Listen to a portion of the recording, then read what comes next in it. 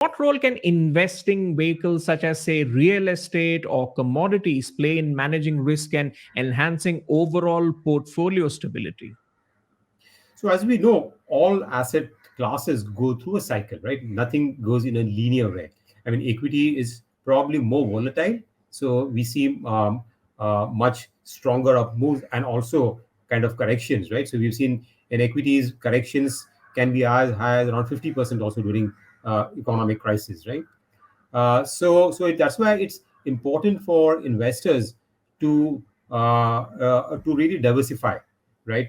Because there could be a period, and also the correlation between various asset classes, okay, is also different, right?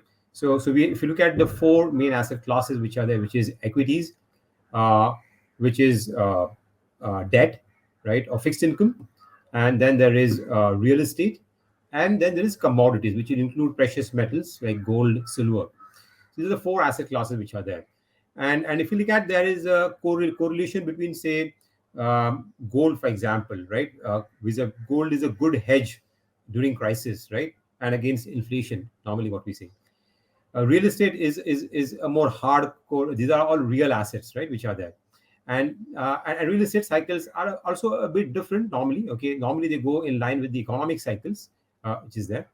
So I think if you're able to really get a good balance in your portfolio across these asset classes, right, and able to really um, um, make the allocation shift, okay, depending on the relative attractiveness of an asset class at any particular point in time over a target allocation, then you're able to slightly enhance your return. But more importantly, what it does is it reduces your volatility and risk, right, on the overall portfolio.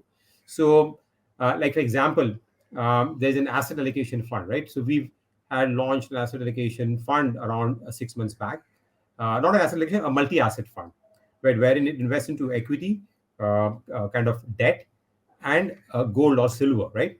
And we've seen that when we do that kind of a combination, right, the overall return will be probably the average return of across all these asset classes, depending on the allocation, but it reduces the overall volatility significantly. And on a risk-adjusted basis, I think investors tend to do much better. And typically, investors are slightly risk averse. They want lower volatility. So, if you're able to build up a good portfolio across all these asset classes and do some allocation depending on the relative attractiveness of the asset allocation, knowing in what cycle they are, right, on what phase of cycle they are, I think you should be able to generate a more stable return at the portfolio level.